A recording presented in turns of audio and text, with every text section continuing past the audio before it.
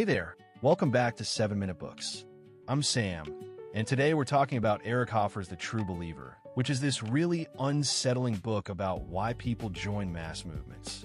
Sophie, I have to ask, did this book make you feel a little paranoid about human nature? It absolutely did, but in a good way. Hoffer wrote this in 1951, and it's still one of the most insightful books about the psychology behind everything from Nazism to modern extremism. His main point is that all mass movements, whether religious, political, or social, share the same underlying mechanics, regardless of their goals. Yeah, he starts with this idea that the content of the doctrine almost doesn't matter. What matters is the form it takes and the type of people it attracts. He says a true believer in one cause could just as easily become a true believer in an opposing one, because the need for faith and belonging comes before any specific set of beliefs. Right, that's the core insight. So he asks who joins these movements, and he identifies a specific type of person he calls the frustrated, people who feel their lives are meaningless, their potential unrealized, or their circumstances unbearable. And he breaks them down into categories. There are the poor, but not the really destitute poor. He says the truly poor are too exhausted to rebel. It's the frustrated poor, people who've tasted some improvement and then lost it, or who see others doing better, that become ripe for mass movements. Exactly. Then there are the misfits, the chronically unemployed, the outcasts, people who don't fit into existing social roles. The movement gives them a new identity, a sense of purpose and belonging. Their former failures get reinterpreted as signs of destiny. And he also includes the bored and the idle, people who have too much leisure time and not enough meaningful engagement. The mass movement offers drama and danger, a way to turn mundane existence into something heroic. That's why it often attracts young people. But here's the surprising one. Hoffer says the selfish are prime candidates too. Many people join causes not out of altruism, but to escape their own selfishness. By surrendering completely to the movement, they shed individual responsibility and feel morally cleansed. That's wild. So the movement needs certain conditions to flourish. He talks about the importance of a collective grievance, a feeling that things are wrong and someone is to blame. And you need a scapegoat, a specific enemy that unifies everyone. Yes, the enemy is essential. Without it, the movement lacks energy and direction. The enemy can be another nation, a racial group, a social class, any identifiable other that can be blamed for the follower's suffering. Then you need a doctrine. But Hoffer says the content is secondary.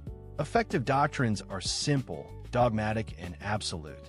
They divide the world into good and evil, us and them. They offer clear answers and are immune to evidence or argument. And then there's the leader. He distinguishes between the man of words who articulates grievances and the man of action who actually builds the movement. The man of words often gets pushed aside by someone more ruthless. The true believer undergoes a transformation. They abandon critical thinking, reject personal relationships, surrender their individual conscience. The movement becomes family, nation, and God all in one. They're willing to sacrifice everything, including their own life. And violence isn't a byproduct, it's essential. It proves commitment, binds followers through shared guilt, and creates a community of fate. Killing or dying for the cause is the ultimate act of identification. Hoffer also talks about the relationship with time. The movement promises a glorious future while rejecting the present and the past. The true believer lives in anticipation, justifying present sacrifices for the coming triumph. One of his most striking points is about intellectuals. They often play a role in early stages, providing ideas and language, but they get pushed aside because they're too prone to doubt and nuance. The movement needs a simpler, more brutal faith. And he talks about the new poor, people who've fallen from higher status. Their frustration is compounded by humiliation, so they're often more passionate and extreme than people who've always been poor. The book's ultimate warning is about freedom. Hoffer says genuine freedom is hard. It requires self-reliance, critical thinking, and tolerating uncertainty. Many people find that too heavy and prefer the certainty of the mass movement. It's a kind of freedom from freedom. He argues that the true believer has given up on themselves. They've concluded their individual life is worthless and seek meaning through the collective. That's why mass movements are so dangerous. They attract people with nothing to lose. Right. And that's the mirror Hoffer holds up to us. The greatest threats to freedom come from within, from our own longing for certainty and belonging. Understanding that is the first step to resisting it.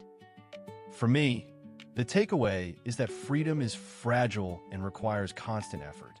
You have to be willing to sit with uncertainty and find meaning in ordinary life without needing to merge with a grand cause.